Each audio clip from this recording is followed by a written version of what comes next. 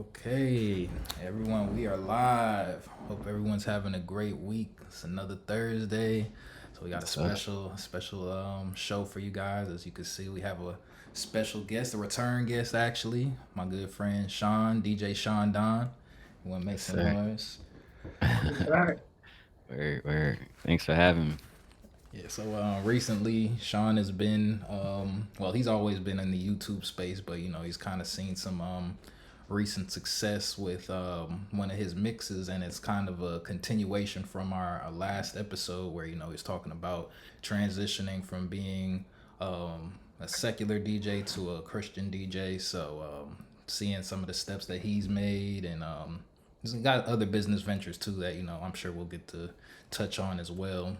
Today is mainly going to be more music focused, as we have a lot of discussion just about what gospel is in 2025, how it compares to secular music, and just kind of some of our thoughts on the whole genre. So thanks for coming, Sean. So, Frank, thank you for being here once again.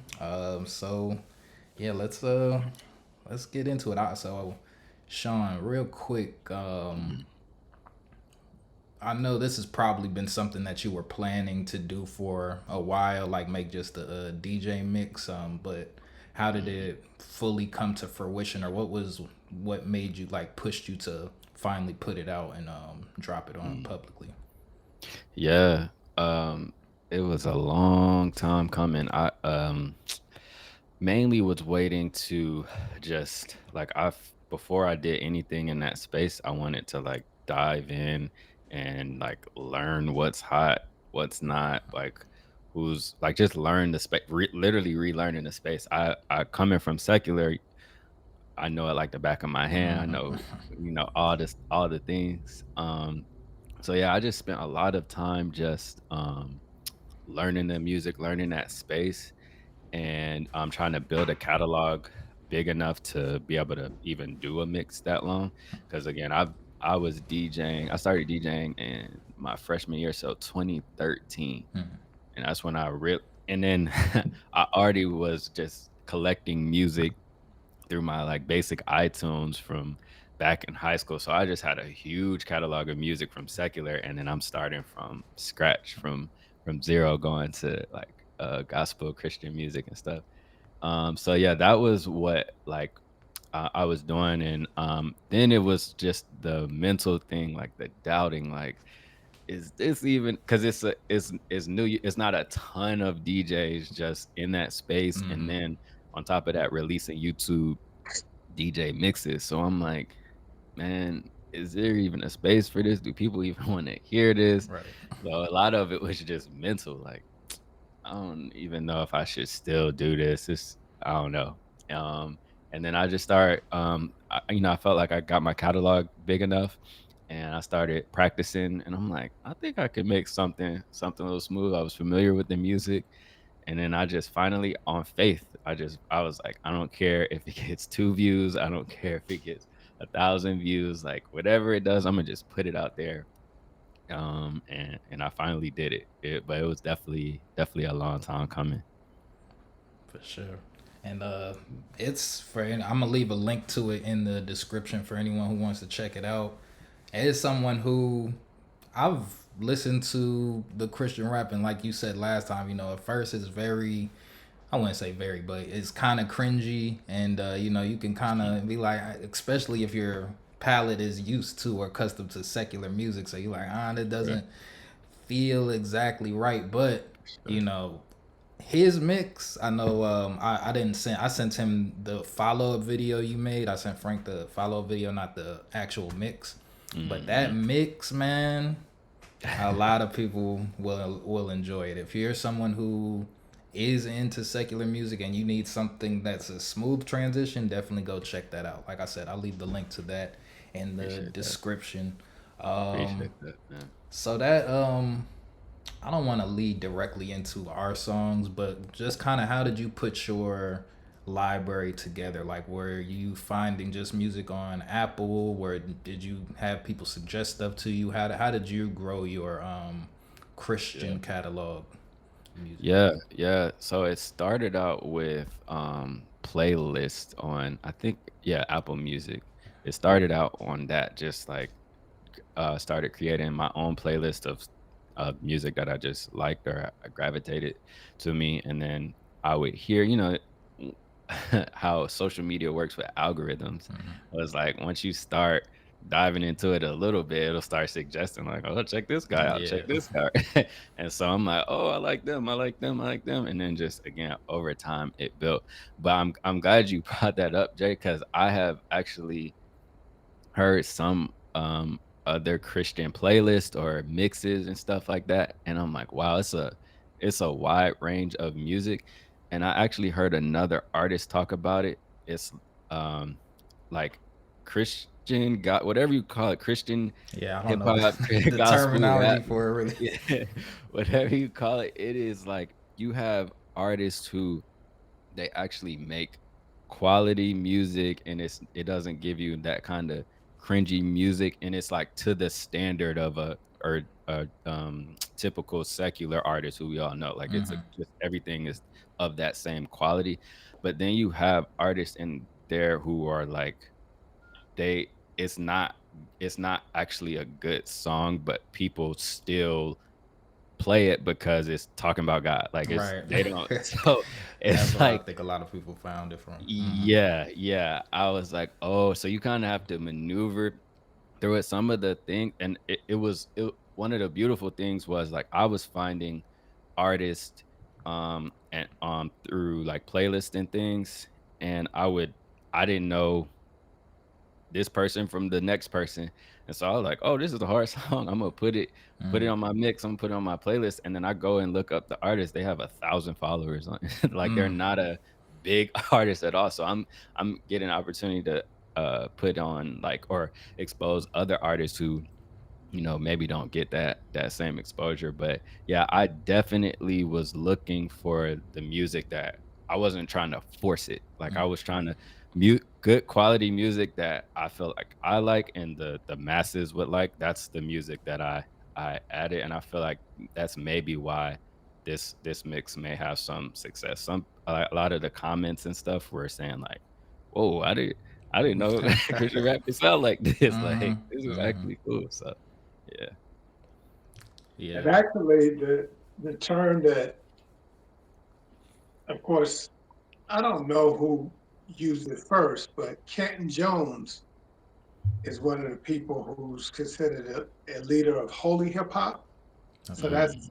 that's one of the terms that's Mm, pretty popular if we're talking yeah, about the hip hop and gospel holy hip hop.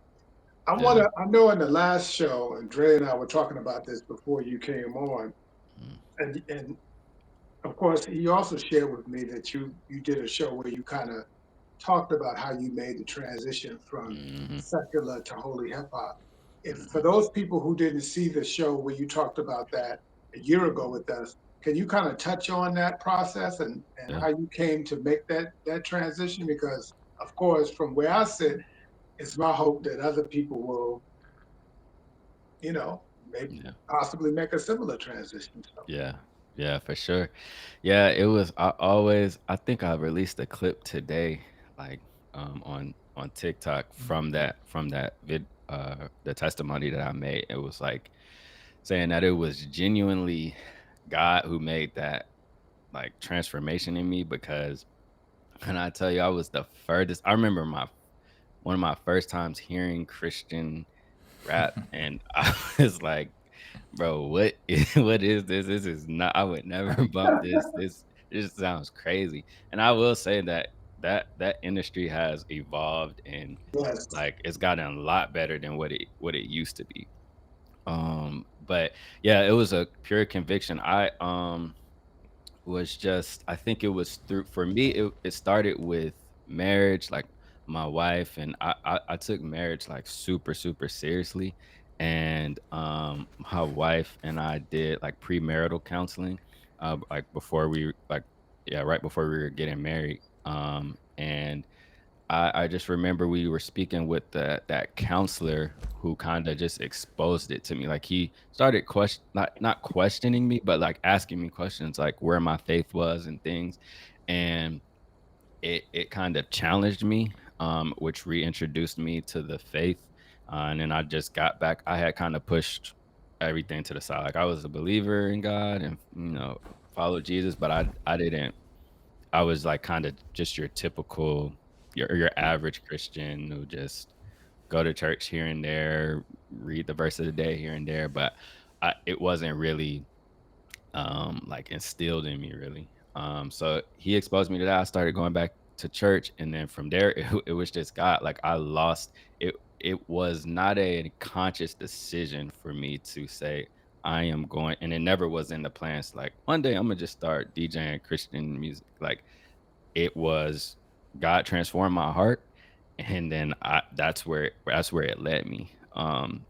I started hearing the same music, the music that I would hear, and I would kind of like it would just gloss over. I would just bop my head to it. I started hearing like, wait, whoa, what? Like demon this and shoot them and no, like it just. And then at the same time, I was reading the. I was I would try to tell people it was like reading the Bible is like, oh, forgive your enemies, love thy neighbor, do all of this. And then I go listen to a song that's saying the exact opposite.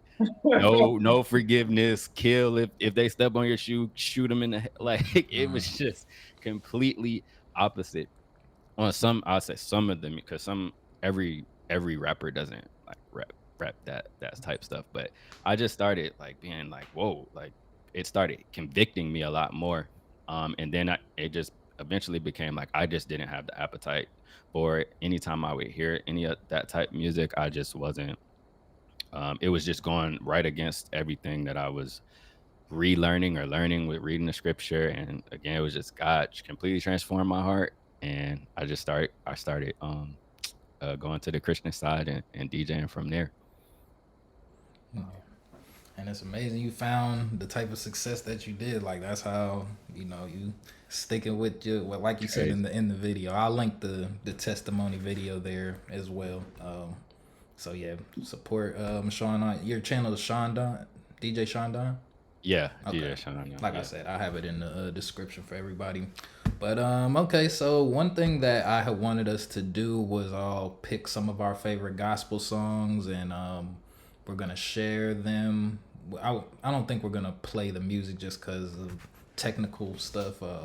But we could just kind of have a discussion about like what we consider good gospel music, either of today, of tomorrow. I know Sean, you have a lot more current people that you're aware of. So some of the favorite, love to hear some of the people who you're currently into. Mhm. For me, I like a lot of old school songs. So, well, actually, I don't know if that's actually. I'm thinking of "Standing in the Need of Prayer" by the Jubilees, Supreme Jubilees. Mhm. That's the song I kind of feel is gospel. Yeah. Dang, dog, I had the whole list. I'm over here blanking out. I know Frank had his. He sent his list in earlier. Yeah. Um, yeah, that would be my first song. So from an old school Let's point, go. that was a really good song. It came to me at a time. I don't even remember exactly what I was going through, but I heard that song. I was like, oh yeah, this is something that I needed at this time. So, it spoke to my heart. Speak to my Mm, heart is another song. That was, mm. yeah. So Fire. yeah, those are two of my favorites. Yeah. Cool. You go next, Sean, if you want. Yeah. Mine was so I grew up not liking or even caring for gospel music. So I only knew the basics. Like I knew Mm-hmm. Kirk Franklin, all the big names. And I remember even as a kid, we would be driving to church, and I would used to think like Monday through Saturday is Ti bumping here, is Jeezy, is all the people I want to hear. Why all of a sudden like I was like, we can't go to church and still listen to I'm like, well, this is crazy. Like so Mm-hmm. I used to like have like just rejected a lot. So I didn't know a lot of, but Now, man, of course, one of the most popular ones, "Melodies from Heaven," uh, uh, by Kirk Franklin. Okay. That one, I still like. I play that regularly. Melodies from Heaven. Bro, I can't get enough of that song. Mm-hmm. Um, but that's like my like old school, and then like Stomp, all the other Yeah. ones. One of the one of my favorite ones. I don't know if y'all ever seen it, but it's on social media. they like uh they like I guess make skits about it now. I Mm-hmm. can't remember the name of the song, but it's like, yes, Lord, we give Yeah. him praise. And we will praise it. Yeah. For the rest of And our. it never stops. Like it's like Yeah. this long break, and then you think like, oh, okay, we can sit down now, and out of nowhere, it's Yes. yes, it starts over. Nah, That's one that's of my funny. favorites, just because it makes me think about that all the time too. Nah, I love that But one too. yeah, yeah, those are some of my favorite. But yeah, definitely like Kirk Franklin, all his songs were like the ones I knew growing up. But um a lot of the stuff I know now is just the newer songs, Got you. newer artists. Yeah, we'll talk about some of the newer songs too, because they have they have a sound to it that wouldn't typically be associated with gospel. So we'll talk about that a Hmm. little bit. Frank, what was your list? So, first of all, I knew that we only had a limited amount of time because, I'm a church boy, so Mm, I've been in the church for a long time. So I'm mm, rooted in gospel music. Um, One of the newer artists that's getting a lot of play is Lena Byrd Miles. She got this song it's been out for about a year and a half called "Walk on Water." Um, mm, it's she's an artist that she's a contemporary gospel artist that a lot of people would, I think, vibe with.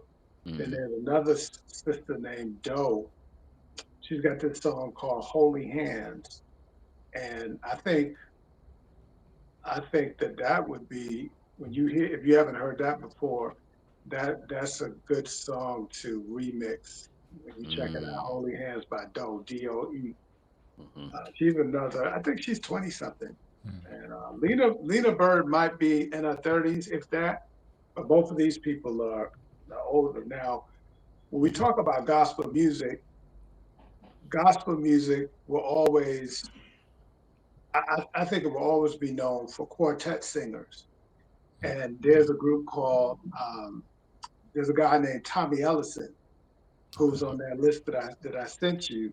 You guys might not have heard of Tommy Ellison, but why the song that I sent you, Dre, is titled "Let This Be a Lesson," and I wanted to share this song with because it may be one of those uh,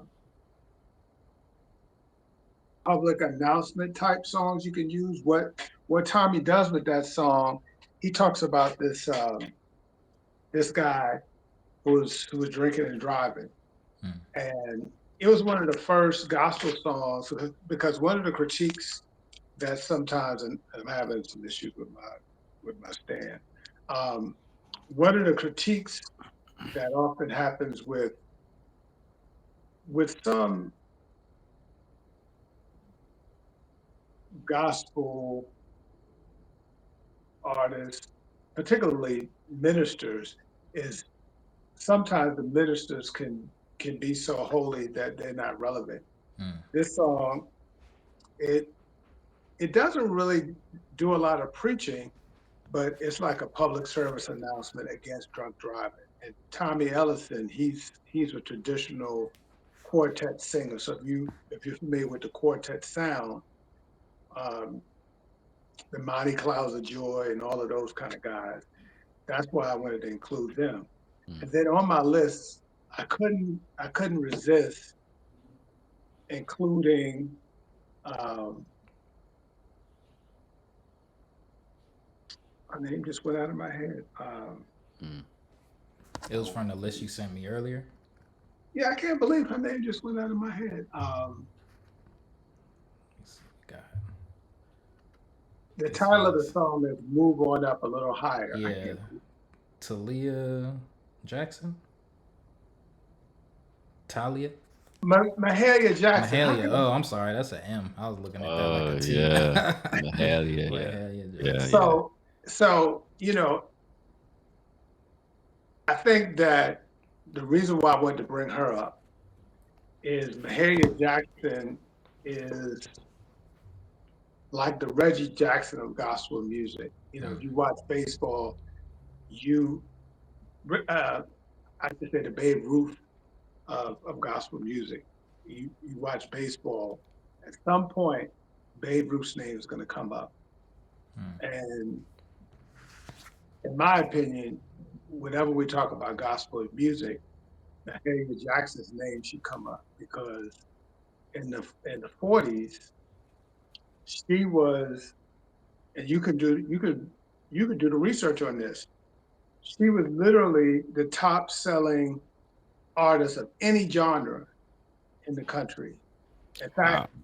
in fact, they were trying to get her to do jazz because she was selling out arenas everywhere. She refused to cross over, um, but they just that I'm aware of. She's the first gospel artist to sell over 1 million copies. Mm, Just amazing. And I that's wish amazing. you guys had a chance to see the play that was about her about 3 years ago. It was a wonderful play that I don't know if they were traveling the whole country. They were definitely here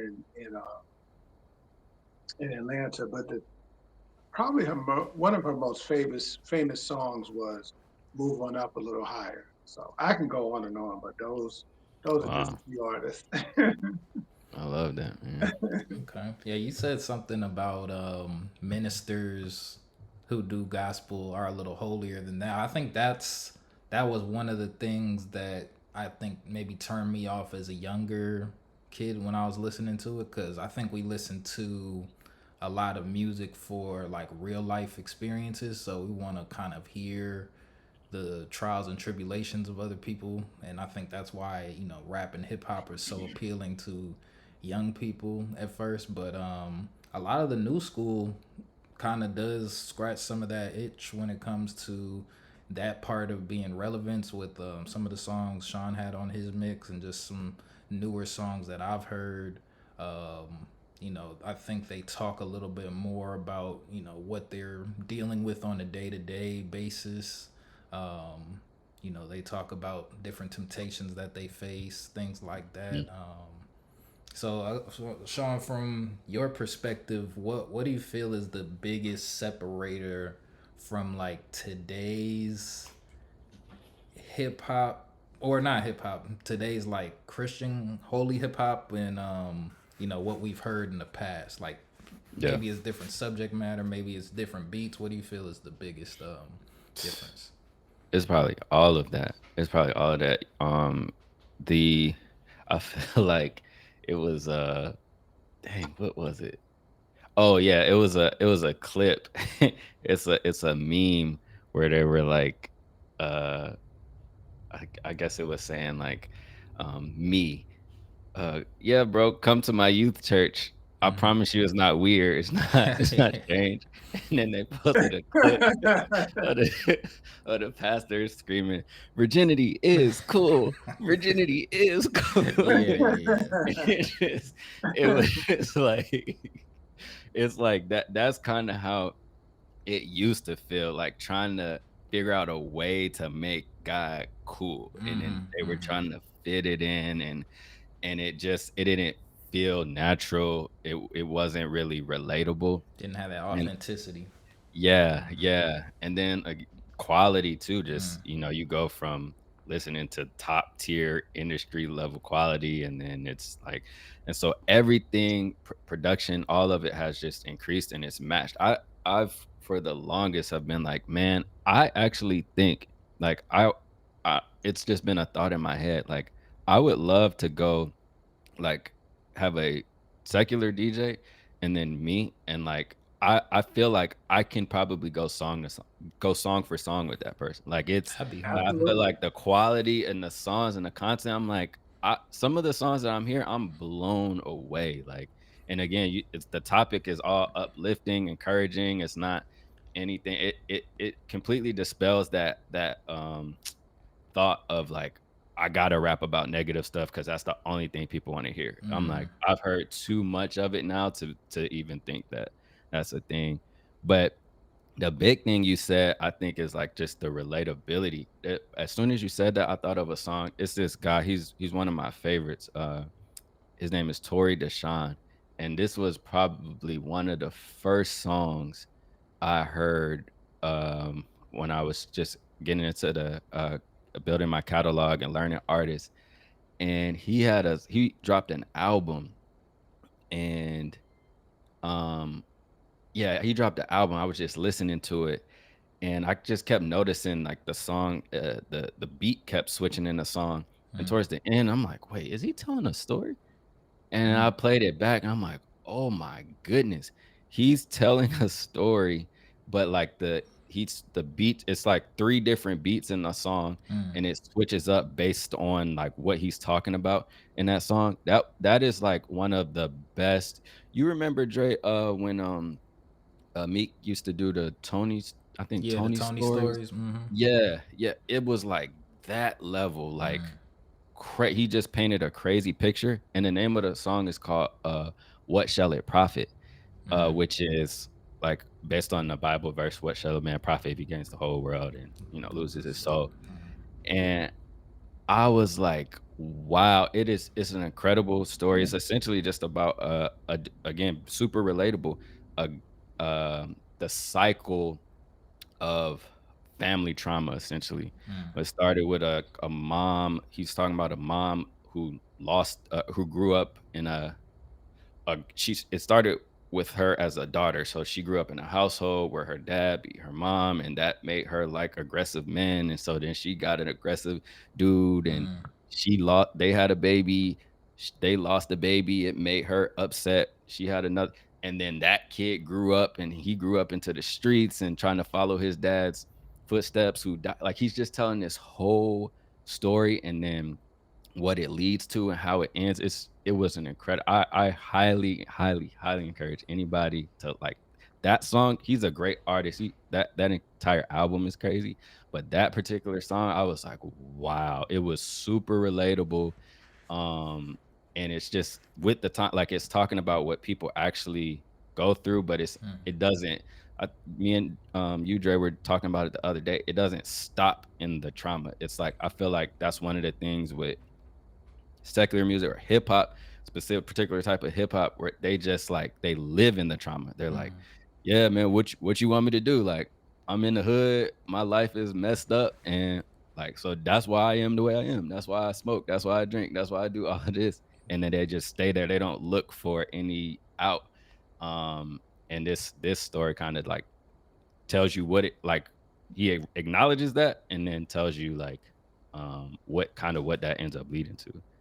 But you Um, know what's funny, and I'm going to pose this to both of you guys. On the one hand, you have an artist like Kirk Franklin, which when Kirk Franklin first came out, you have to know he caught a lot of hell when He he was, first came out I because learned that. I actually learned that, that yeah. James Brown dancing he was doing, Mm. nobody wanted no parts of that in the church. So Mhm, he paid his dues. And then there was another artist who he's still in the game, but he's he's changed his name a few times. Like I think right now he's going by B Slade, but he used to be known as Tonex, Tonex. So you should look him up. mhm, Well, Tonex, when he first came out, he was dancing, but he was taking the dance to another level, even more so than what Kirk Franklin was doing. Mm. And they just about ran him out of the music industry. In fact, he was the first. Now he might have went too far because the show I saw him live in Wingate Park years and years ago, and he actually let a curse word slip out.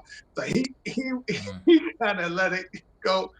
So here's my question is: sometimes people who are still very much into secular music, believe it or not, they will get offended by somebody like Kirk Franklin because, as far as they're concerned, when they hear gospel music, they want to hear exclusively. They want to hear the Mahalia Jackson Mm-hmm. songs and the songs that Dre brought up earlier.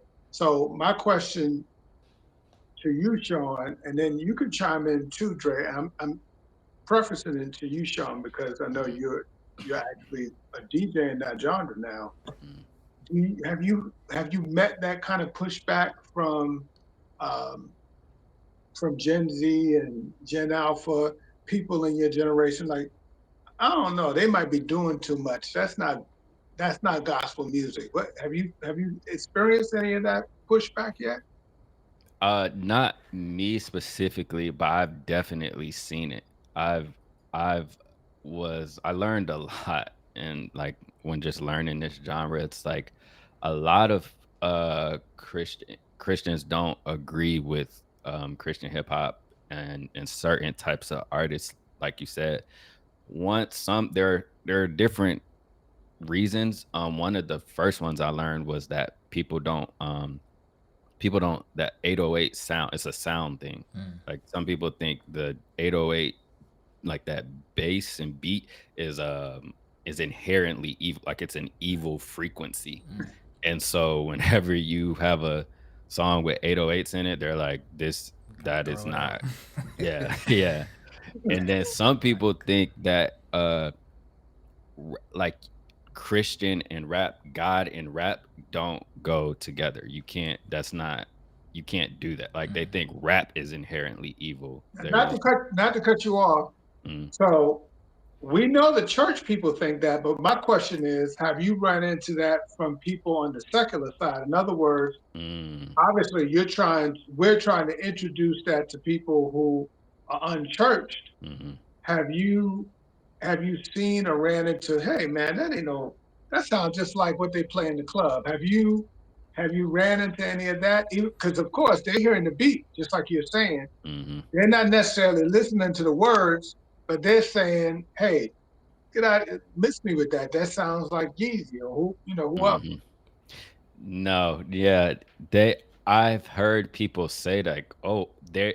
It's never been in a negative light. It actually is more invited. Like it makes them more encouraged to try it out or listen to it when they hear like, "Oh, okay, this sounds just like like I wouldn't even if you didn't tell me he was talking Yeah. about God," which is this whole argument in itself too. But it's like, yeah, I wouldn't even know. Like if I wasn't listening to the lyrics or you didn't tell me this was a Christian song, I would have just thought this was a regular song. So yeah, not anyone from the secular world who's like, I'm like, nah, this isn't it. But definitely people who are more encouraged to listen to it because of that sound. Yeah. And I think yeah, because the music, like, I remember when we were talking about gospel and secular music, a couple might be probably over a year ago as well. We were talking about just music to work out to. Like Sean's Mm, mix is definitely one like you can work out to and then not feel like okay we just like you working out with a choir behind you. It's not like that. So yeah, it's a yeah, little bit more energy involved. But I yeah. also think I think people in the secular community would be much more open to listening to this type of music than honestly than people in the church. I think trying to convince someone who is already like into gospel music and is already kind of firm and they've been doing that for their whole Set in life. their ways. I Yeah. think it's hard. I think it would be harder for Sean to get people like that to listen than it would be to get people who listen to secular music already to listen. So that was one Yeah. thing that I noticed. Agreed. And Agreed. not to beat a horse, and then I'm gonna let this move on. But you both raised an important point, and I guess some people are just going to be stuck in their ways because, of course, some of that is true in the secular world too.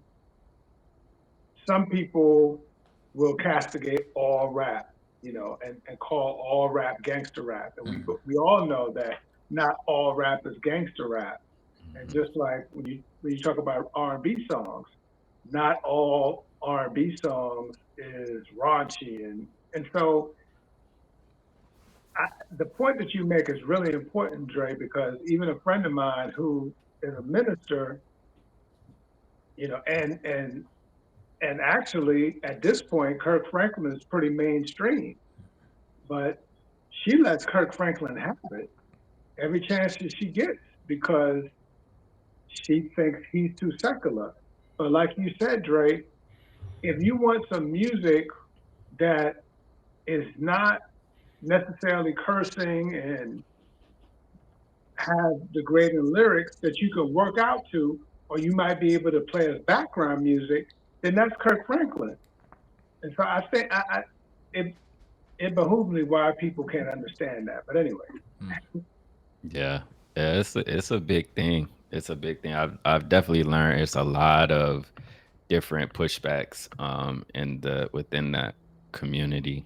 But yeah, it's I personally haven't had any pushback, and it seems to be the minority. So most people in the Christian industry in general are like they're fine with any type of music. They invite it. They like that because gospel. I guess what you think of when you hear. I feel like now because the new generation is coming in, like most people I know when they think of gospel, they probably don't even like they probably haven't even heard the name Mahalia Jackson. Like they think Kirk Franklin, Yeah, especially for coming sure. from secular, because he's the main one collaborating with the secular artists and stuff. But yeah, I think recently it's Maverick City Yeah. Music. They were the ones who were in controversy. I Yep. heard from a lot of things, but they had the Glorilla, and then she won gospel song of the year, and then 2 months later got arrested for a drug raid or something. It was just a lot of stuff. So it's definitely a lot of pushback on the collaboration. Like we shouldn't be crossing over there, and then some people are like, "How are we supposed to bring them to us if we don't have?" All right. So it's you, it's a lot there. not to cut you off, you know, people Mhm. had a field day when Snoop Dogg made a gospel album. Oh my goodness, yeah. I actually remember that. I remember when he made that gospel album. And it Yeah. was a good album It too, by the was way. a good album. I was so young back then. I forgot he made a Snoop, how many albums does Snoop Dogg Snoop have? Dogg has a lot of. He just dropped one. He dropped one this year. He Yeah. dropped Missionary from Oh, he dropped another gospel Wow. album this year? No, that was not gospel. No, that Oh, was okay. like that was like well, I guess it's a more mature version of Doggy Style. So, and it was The called other Missionary. missionary, Yeah, gotcha. yeah. I just caught that. I just so, so yeah, no. Wow, okay. Yeah, Snoop has his how do we feel about like Donda? Because I know Kanye Mm, had the Jesus is King, which I consider that one gospel, and mhm. the Sunday service choir. But how do you feel when it comes to Donda, which was, he kept cursing on off of it, and the message overall was like more towards uplifting God. How do you feel about that? Or would you consider that to be in the realm of what you mix, or you feel like that's off limits? How you feel about that? Yeah, it was funny because I was actually listening to one. I think it's one song I still listen to from Donda. I think it's "Come to Life." I want to say Okay. I still have it on one of my playlists, but it was I yeah he when I remember that album came out and I was still listening to secular music, and I think I remember hearing some pushback because I guess I don't know if it was Apple Music or a certain platform didn't like it was under the category hip hop and rap. Like they didn't or maybe wasn't acknowledged as or up for gospel awards or something like that. And I remember I loved Donda and I was like, well, if Kanye considers this gospel. Like I don't understand why they would push back on it. But then I had my whole transformation and then came back and listened to it and I was like, oh, I see more like now. Like it's not that it's not considered gospel, but it was just more like some like Jail, the song Mm-hmm. Jail. Like when I listened to it, I'm like, oh, he's not only thing he really says is God gonna get me out tonight or something like that. Like Yeah. Mm-hmm. it wasn't Yeah. certain some Guess of the who's going to jail songs. tonight? Like, Yeah. Like it just didn't have anything to do with, and I was like, oh, and that's I actually learned too. Somebody was like, yeah, you know, like secular just means like it's basically like without God. Like right. it's not Mm-hmm. necessarily against God. It's just like Right. I was gonna it's get not to the that a little topic. later. Yeah, but Yeah, yeah. And so I feel like it's kind of there. It was like it was more of a secular album, and he has some songs where he's uplifting and praising God a little more. mm-hmm. But yeah, as a whole, I love it. I felt like it was a great, well produced album. But yeah, I could see like why it was like some people are like, it's not really gospel, especially when I go now listen to the actual gospel songs Mm. every day now, I'm like, oh yeah, it's a huge gap between what he's You be talking about able and to what hear they're it. You be able yeah, to yeah, identify it pretty quickly. Like, okay, no, yeah, that doesn't belong here. Okay, for sure. Yeah. that's real. So, like you were saying, so secular, the whole term itself, like, so when I used to hear that when I was young in church, it was just like it sounded so nasty. I was like, well, Yeah. I don't want to be listening, Yeah. but it was still just like, but I mean, I do love music. I love to listen to music, so Mhm. um the way, because I still do sauce radio and stream the music, so for me music has a historical importance to me, just in terms of what's coming out. Like when I listen to a new album, or on Fridays when new albums come out, I do want to hear what people are talking about, what people are discussing, and I think it's important for people in the future to be able to come back and reference different things that were going on and occurring at this time. Mhm. When a lot of people do talk about hip hop, I do hear them talk about or reference the violence and a lot of the debauchery that we talk about in it. But I also feel like how we were saying before, we listen to music for its relatability. I think that that's the primary objective of the secular music, is in order to kind of pass off this information. Because like I've said on this channel before, I've gone through the audio version of the Bible from the beginning to the end, and I found myself, like, the other day I was like, dang, I need to go back and listen to Genesis, just because I was thinking about some things. And so, but that's the same way that I feel about an album. Like, there's certain information packed into it, and it might just be one bar. Like, when I Mhm. recently went back to Genesis, I'm thinking so much. I'm just like, wow, the earth was dark and void, and then I was like, dang, why did Eve just bite the apple? Like, I'm just going through the whole story and just thinking, and I'm running it back. Like, why did they say it like this? Why did they say it like that? And I know there's translations and stuff. That was Mhm. another thing. I was listening to one of the audio Bibles, so I got a couple of different ones that I listened to, and one of them, when they was talking, and I think like Genesis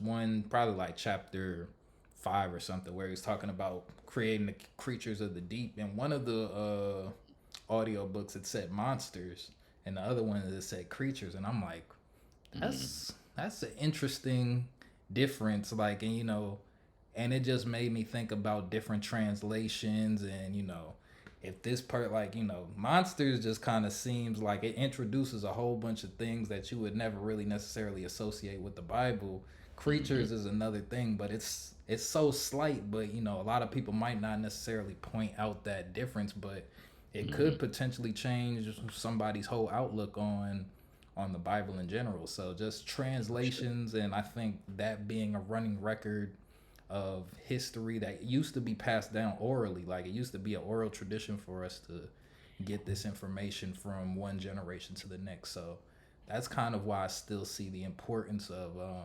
secular music for the account in the kind of the time reference points. And that's important, and that's part of the reason why um, I, I partner with you in this work. Is very important. I want to say something about your question about Ye's uh, work. Mm-hmm. Donda, I think is the title of it. Mm-hmm. So I look, and I never thought of it this way until now. I look at that project like the Yeezys. Mm-hmm.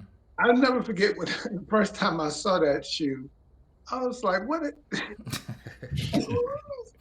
And so I think Ye in his brilliance, he didn't want us to put his music in a category. He wasn't trying to put his music in the gospel category. Mm-hmm. Because if you really pay attention to him, he's not trying to be in any category. I agree with that. So often, whenever I see that uh, Tesla truck, I often refer to it as Yeezys on wheels. Mm. And so, although gospel music is my go-to music, there will always be something that I can get from secular music depending upon the space that I'm in. For an Mm-hmm. example, Little Baby's, I think the title is it Something to Prove? Yeah. That song, in certain situations, that song means something to me. Mm-hmm. When I'm in my bag, that song means something to me. And then Chance the Rapper, not the more recent Chance, but the original Chance, when he said, "You don't want no problems with me," that Mm-hmm. resonates with me. Yeah. That resonates with me. So, you know, again, I do now personally. I'm not sure that I would be the one to just listen to certain kind of secular music 24/7 because it just wouldn't work for me. But there are certain songs that would be considered secular that it just is situational. It's situational and it works. Mm. For sure. I also feel like, cause I find myself listening to secular. Like I don't listen to music in the same capacity I used to. I used to listen to music 24/7. So I definitely have found myself listening to a lot less music and kind of only listening for just an initial. Like I'm not. I think when I was younger, I was seeking more things from the music than I am today. I think being older and listening to music, especially with a lot of music coming from people who are younger than me, it's more listening to just kind of gain an understanding of what their current situation is. So I kind of more listen to understand than to listen to kind of get information like I did when I was young, because I'd listen to, and I don't even know what they were teaching me directly. They were not probably teaching me anything good, but it was still just like you felt like you were learning the thing. Okay, it wasn't good, but it was learning things that I did want to know about at that age. So they're talking about girls, they're talking about the street life, or they're talking about getting money. So that's all things that are important to you as a young man, and you want to hear from people who are actually doing it. Like, okay, well, what's it like doing it? Almost to the sense to where you don't have to do it yourself because you kind of live through them. Um, I think Yep. that was kind of when I was growing up. I definitely think that was a motivation for listening to different types of music. But now I like to listen to it to kind of understand different regions. So I listen to UK rap and kind of see the similarities that they're going through over there in comparison to here, because we think, oh, you're in UK, you should be just Mhm. drinking tea and having fun. But they still, they have their ghettos and their own issues as well that they want to talk about and express their feelings towards it as well. So, and I think hip hop is the perfect vehicle for that. Yeah. Yeah. I I definitely think so. I think I kind of learned with like Lecrae is one of the most popular Hmm. uh hip hop artists. First of all, I just learned that he's 46 years old. Oh I'm like wow. Oh no, he Dang. was that old. Wow. I had no idea. Dang. I'm like, wow, he's 46.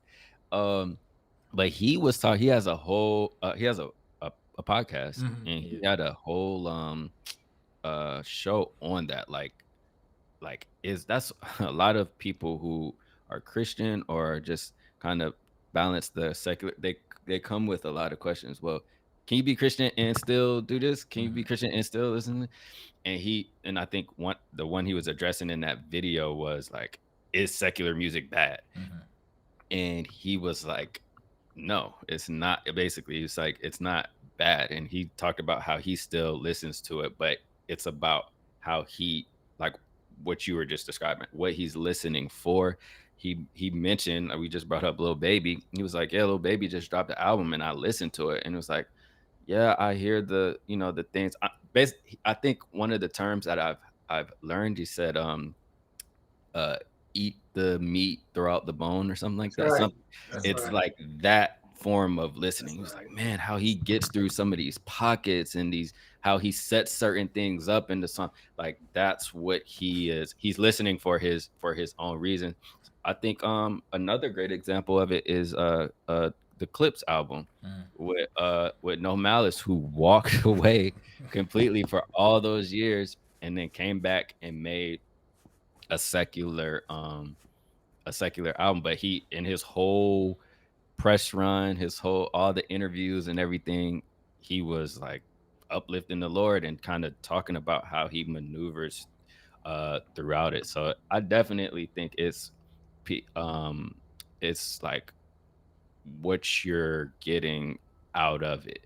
And if like a big age old argument or conversation has been the whole like who is ruining the youth? Hmm. Is it the parents? Is it the music? Is it what like who is ruining and then what responsibility the artists have into what they're talking about? Because almost every time you ask an artist, their answer is I'm just reporting what I'm seeing. Right. I'm not telling you to go out there and do it. I'm just talking about my life. And then it's like, well, dang, can you blame somebody for talking about if all they saw was killing, shooting, violence and stuff, and that's what Right. they're talking about? Can you blame them for that?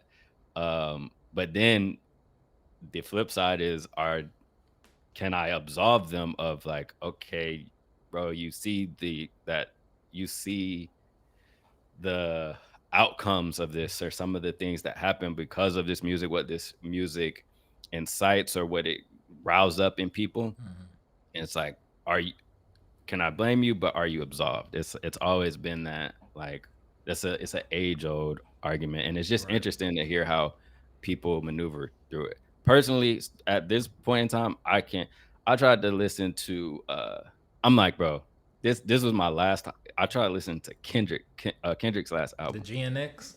Yes. Hmm. It was the first I'm like, bro, surely because Kendrick, everybody know Kendrick is not he's not crazy. For some people, he's more of the conscious, like he's not gonna say nothing. Bro, the first song, he said a couple things. I was like, yeah, I can't do it. And Hmm. it wasn't it was just my level of sensitivity. Like it's certain things like as soon as I hear it, I just get like convicted by it. I'm like, bro, I can't do it.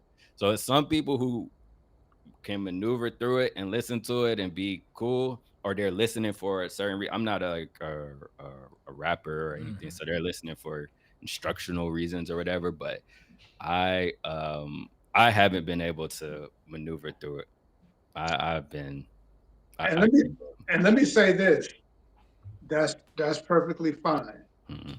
You know, there's some people who have spent their whole life drinking, and people who spent their whole life drinking, when they decide to stop drinking, they usually have to give up drinking. Period. They Yeah. can't. dibble and dabble, because if they dibble and dabble with it, they're going to be back in. And so It's a I, great I point. think you sharing that is so important, because no one size fits all. Mm. Some people have to go cold turkey. They need to say, "Hey, I can't listen to this because I know what I know where I was with it, and I know if I allow myself to go back there, I'm gonna be back again." Hmm. And so that's perfectly fine. Everybody's different, and I'm glad you shared that. There's some people like Lecrae, like myself, we're able to hear pieces and say, "Hey, okay, I'm going to take this. The rest of it is just garbage." But everybody has to, they have to come to that place for themselves, and that's with anything, you know. Yep, for sure. Importantly, too, that one of the most important thing is like I like watch a lot of other people's testimonies and just their encounters and stuff and reading the word. It's like God is looking at the heart and he's looking at the intention. It's like that's why it's now I laugh at it when people are like, "Can I still do this? Can I know I want to be Christian, but can I still listen to this?" It's like, oh yes, you can do that. Like it's God is looking at if you are truly following God and seeking God, you can do that. It's truly the he's looking at the heart. It's not these like just rules like you have to follow A through Z in order to be eligible. It's like yeah, he's looking at the heart, man, and the intention behind your actions. For sure. And something that we had kind of spoke about when we was on the phone, Sean, a couple weeks ago, was the money that's in music in general, and kind of how that. So a lot of people, I think, if you were to start them off cold turkey, where they hadn't heard any music before, then they were just listening to some of the Christian music that you had and some of the secular music of today, you could convince them to go straight to Christian music, because it's not. I think when we're talking about what's being pushed to us and what's kind of being marketed to us a little bit more, it's obviously the secular music. Um, and then we also, because we were also talking about who's the main consumer of our music, and so when we think about who's purchasing most of the music, it's white people who want to hear more hip hop as opposed to gospel music. So, and I think because so many people put on the black community what we choose to listen to, when it's not necessarily, like, if you're looking at sales numbers, that's not even necessarily the truth, because we're not purchasing all of the violent music that they say that we are, or all the sexual music that they say we love and purchase so much. If we're looking at the actual dollars, where it's coming from other communities who want to kind of have a window into that lifestyle. That's So right. I think Yep. that's always been an unfair knock on black people, saying that this is the culture that we choose to uplift. We just like, the thing is, we like authenticity. So when we hear somebody who is probably self-incriminating themselves in their music, is we know it's authentic. We know that it's true, and I think that's really where we get the pull for people like Young Thug and Future, because it's like, these aren't things. The things they're saying aren't things that you would necessarily want to brag about, but from that from that honesty is like, we can kind of make connections. And I think everybody understands that nobody is perfect. So it's like, when you can hear somebody who is openly willing to express the flaws that they have and the mistakes that they've made, it's like, who are we to judge? It's hard for us to judge those people, and the only reason you can't be judged is because people don't know who you are and can't judge the mistakes Right. that you've made in the past. So Right. No, that's big. I think that's a big thing. I think in terms of what we were, when it comes to the secular music, I think we hit pretty much what I wanted to talk about. I mean, we talked about a lot of the current modern day differences between that. Um, is there anything else you guys wanted to touch on? We're about an hour. Yeah, I was just gonna ask y'all, like in general, in that age old conversation, like where do y'all stand, or what are y'all thoughts on that, like artist responsibility, um, in any genre, like artist responsibility for like um or the accountability they need to take for what they're talking about in their music.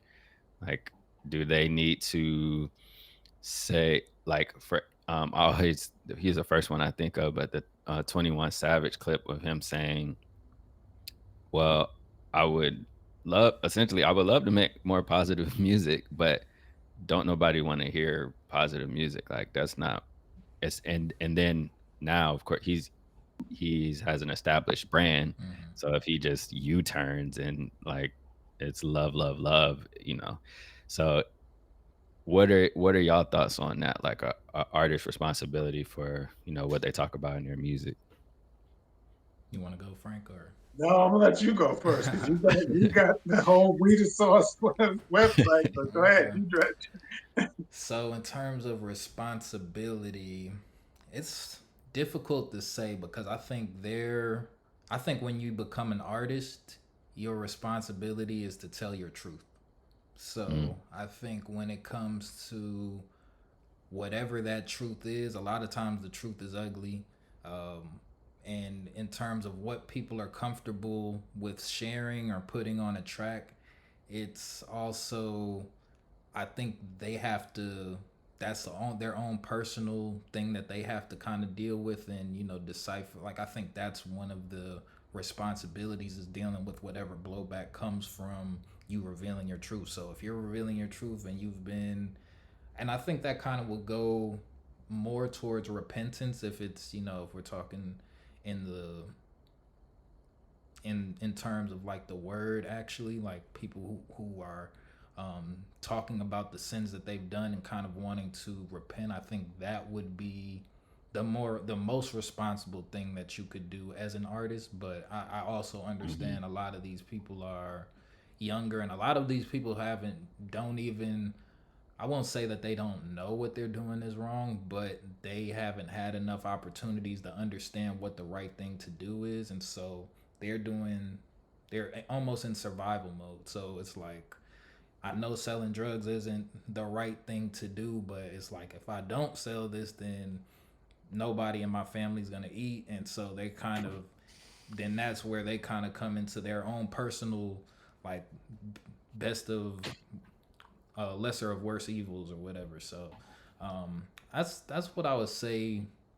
Responsibility, accountability is difficult because even like when it comes to the Young Thug situation with him getting out of jail and a lot of people condemning him for still kind of being stuck in his street ways or thinking he should have handled the situation differently. It's like, when has he had a chance to learn how to do something differently? So it's like, it's hard to, as much as you would want him to, recognize that, you're not a teenager who dropped out of school anymore. Like, you're a multimillionaire who has millions of people watching you and understand. It's like, you can't transfer that information into his head. So it's like, it's something he has to learn for himself. And it's like, he's going and he's dealing with the consequences of, that growth in real time. So it's like, I think that's part of the community holding him responsible. Um, I don't think, and maybe as he gets older and sees, or has to deal with more of the backlash, it'll cause him to, make the changes that he needs to make. Yeah. So here's how I want to address that.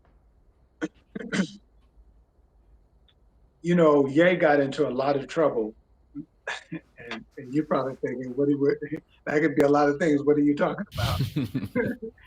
Right, right. So Ye made a controversial statement about slavery. Mm-hmm. And as I think about your question, Sean, the thing. And right now, I'm just going to talk about the men in rap. The conversation about the women in rap, that's a whole nother conversation. Dre and I've had some of that. I'm just talking about the men in rap. So as men, as artists, I feel, as an artist myself, I feel that people have to evolve. And to me, at the end of the day, it's a decision. There's so many resources. We think about, and you touched on this, Dre, we think about Malcolm X.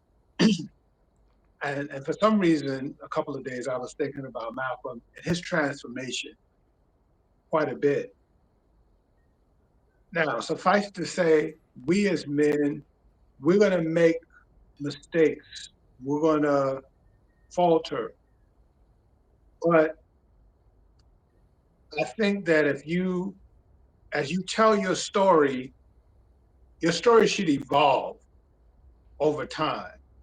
And so I have more respect for the artists who we see their story evolving. I don't think it's honest if you started off in the projects. I grew up in the projects, so I know that life. If you started off in the projects and now you're a multi-millionaire and on your records you got people believing that you still trapping and you see, that's not honest. That's not honest. And so I agree with Dre about the honesty piece. I just want them to be honest because some of them, their lifestyle doesn't match their music anymore, and they need to figure out. So I don't let 21 off the hook. I think that 21 has to figure out how to evolve his music. Yes, we understand it's a business, but figure it out.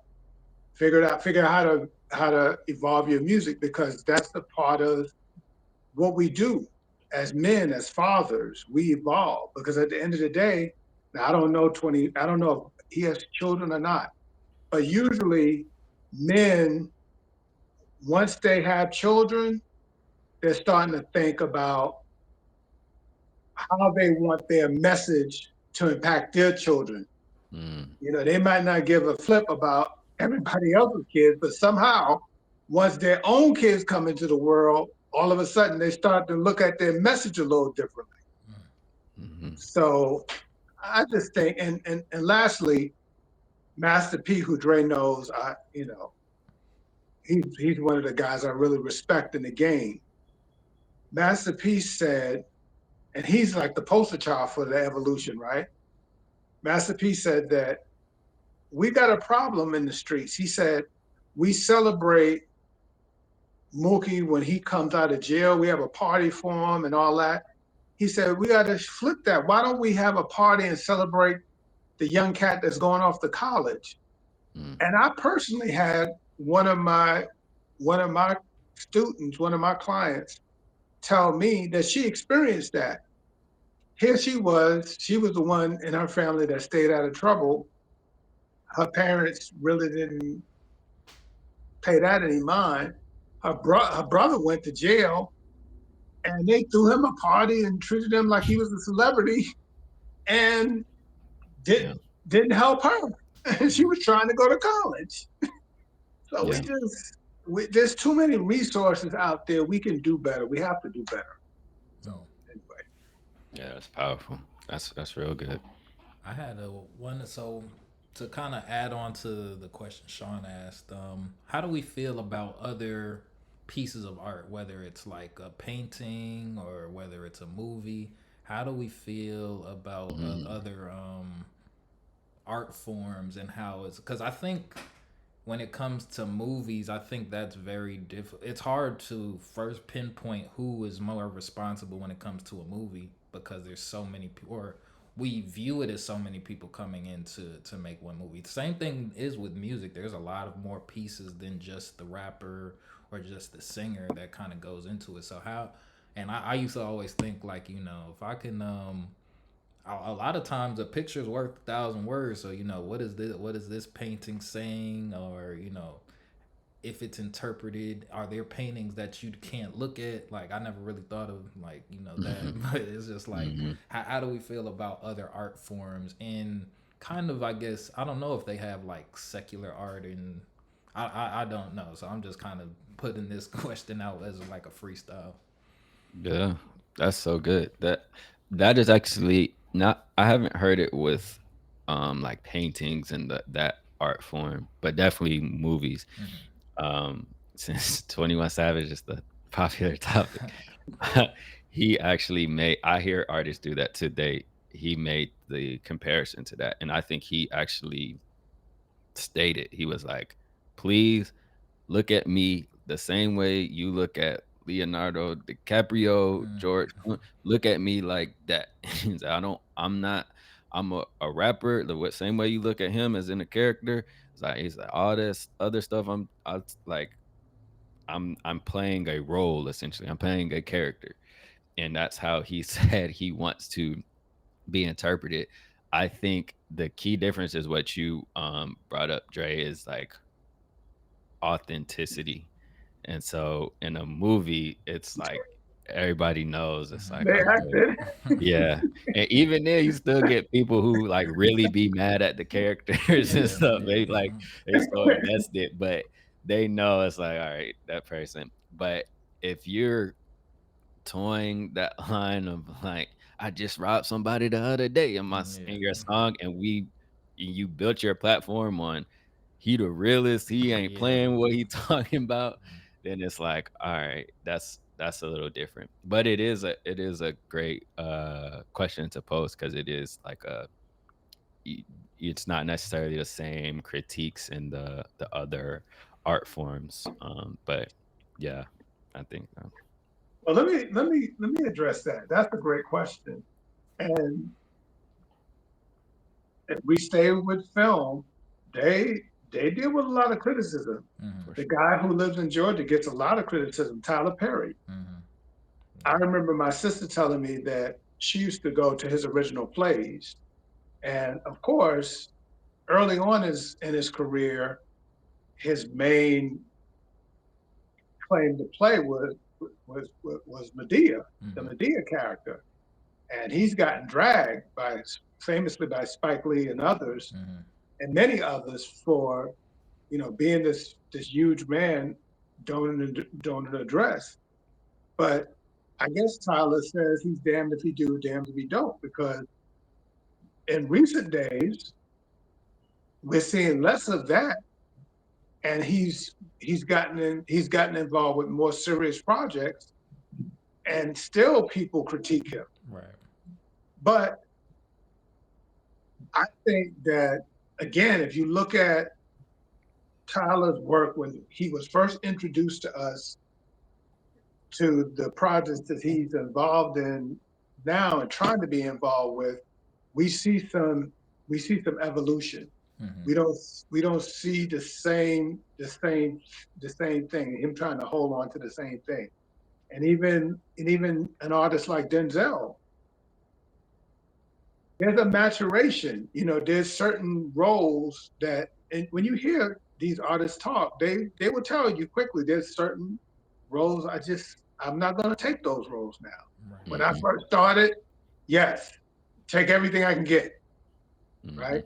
But then once you get to the level that some of these rap artists are, they they have the ability to do differently, and we've got enough examples of people who have that they can make certain shift. We're not.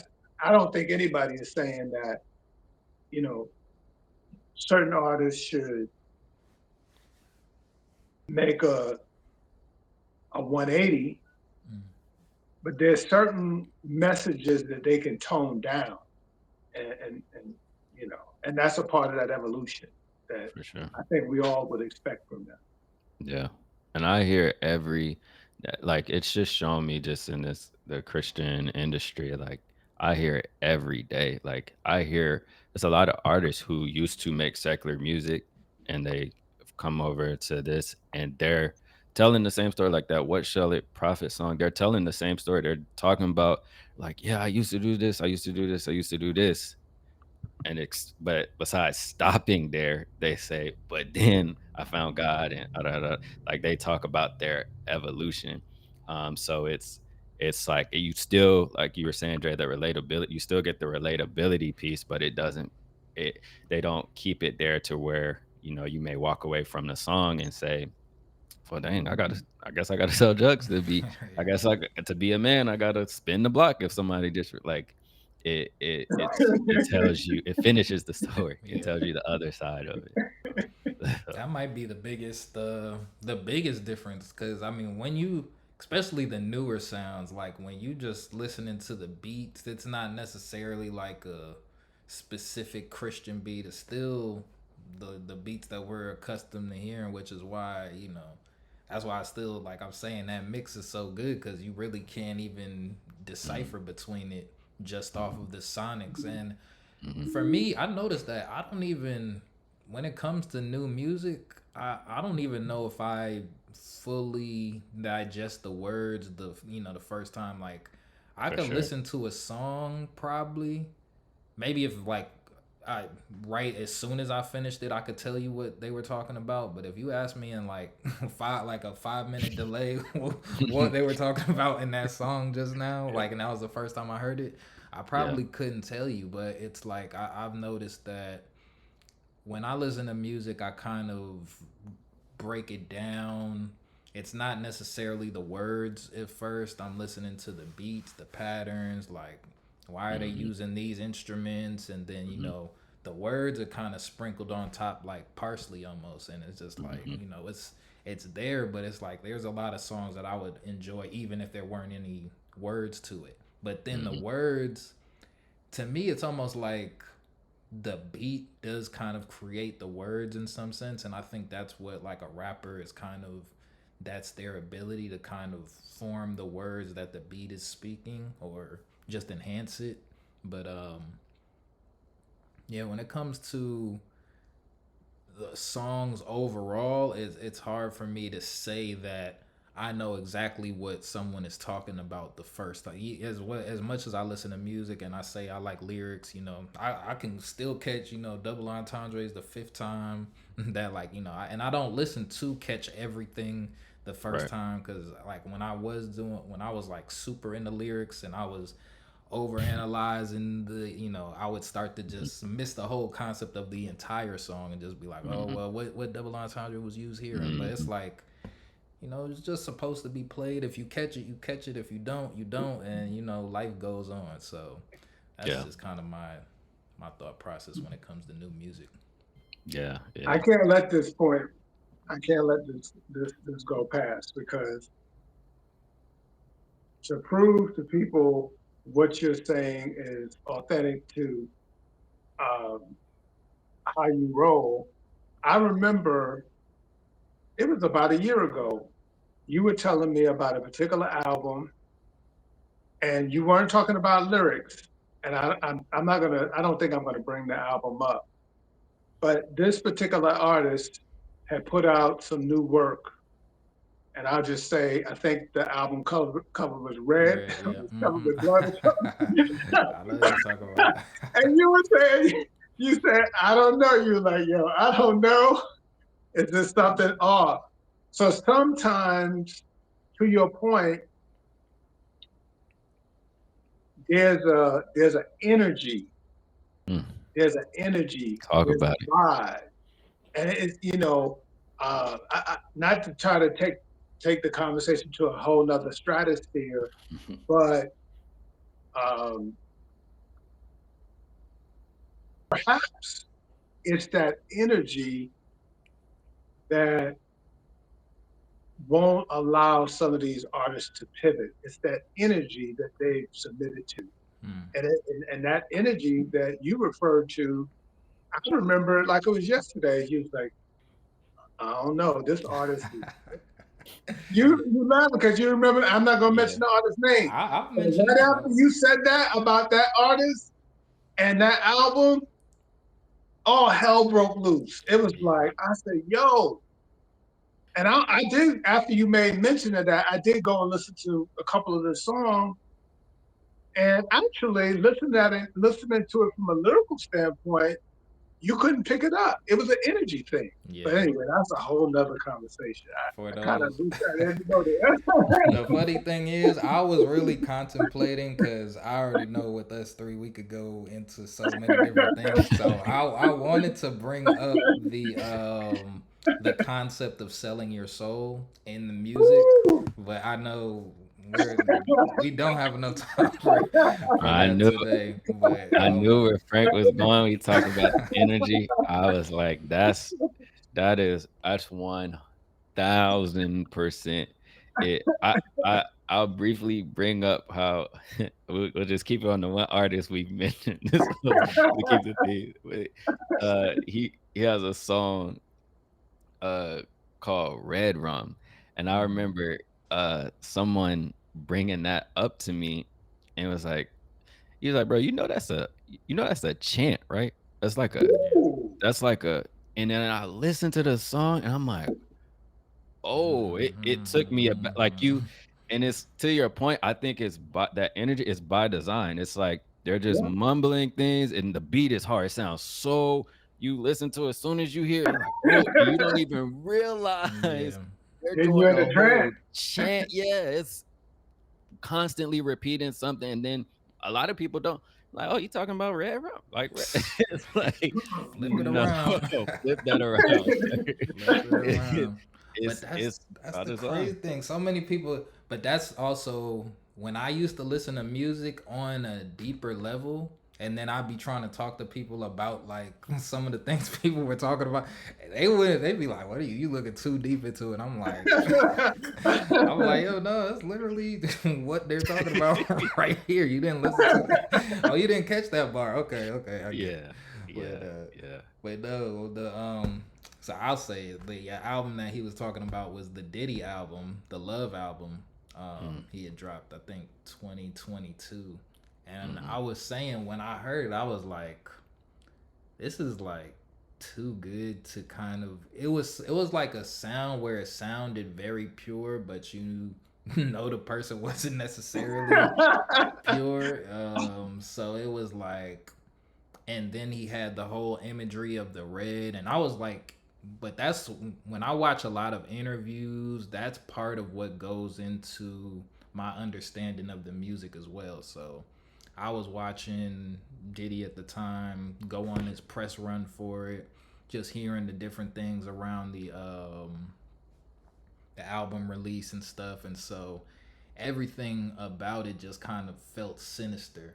And then Mm, once we got the news that all of that was coming out, it was like, oh yeah. And so it kind of mm. matched up perfectly in terms of some of what I was saying about, or some of the vibes I was picking up from the music. So Yeah, yeah. yeah, but it's That's crazy. I remember someone bringing that up, like not particularly the album, but they were talking about how he was like anybody who has to like constantly walk around calling themselves love, like throwing love, like I'm yeah. love, I'm love, they said that's a red flag, bro. Yeah, yeah. He said he was like I'm love, y'all, I'm love, like making sure. And it's like typically you just that just shows off of like you just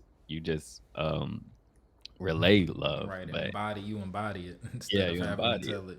tell it, yeah. So that's very interesting. No, I never thought about that. Yeah, no, it's I mean that kind of goes, like I said, we don't want to get all into that. Maybe for another episode we could Definitely talk gotta run about. another We one got back. to run that back because That's I a think def that's really so important, and I think that's probably the biggest convergent point, or point where it splits off in terms of the secular, or what people consider selling their soul. Because I'm also of the belief that we kind of only associate doing that when it comes to famous people, but I think people do it every day, every day. by just the compromises that happen. So Yeah, yes, I don't think it's only the music that that it can happen. It can happen in a daily life. So you always have to have your guard up. But for sure. Yeah, I feel like that's a solid place for us to, you know what I mean, stop it here. This was great, man. And great episode, Sean. Thank you so much for joining us. Yeah, man. Thank you for having me. I always these conversations. I'm like, man, these are Yeah, so good and so like much needed, like for very sure. much needed. Yeah, we got to get this getting this out to the people soon. Um, Once again, everyone follow Sean. I'll have all of his information in the bio. Yeah, just send me like your socials after this, and then I'll For sure. include in there. Any last words, everybody? No, thanks again to Sean, and salute to you and the work that you're doing. And we're excited about uh, the position of gospel music going into the new year. Yes, sir. The what's that? The new it'd be I was about to say the new MAGA, but it's make gospel great again. Yeah. MGG. Yeah, yeah, yeah. That's good. That's right. Yeah, I'll be yeah. careful with that one. Right, right. Hold on. They'll get you, man. So, but Yeah. yeah, this was Nah, a definitely thank y'all, man. Thank y'all for having me and just having a platform to for these type discussions, man. Like I said, we need this much more in the culture and getting people's getting people's different perspective and kind of opening their eyes to different things, man. So I love it, man. sure. Thank you, man. So yeah, if you watching and you liked what you heard, please comment. Continue this discussion that we're having here. We will continue to bring you guys conversations like this. So please remember to like, comment, subscribe, and share this with someone who you feel may enjoy this message. And until next time, I hope everyone stays blessed. Peace.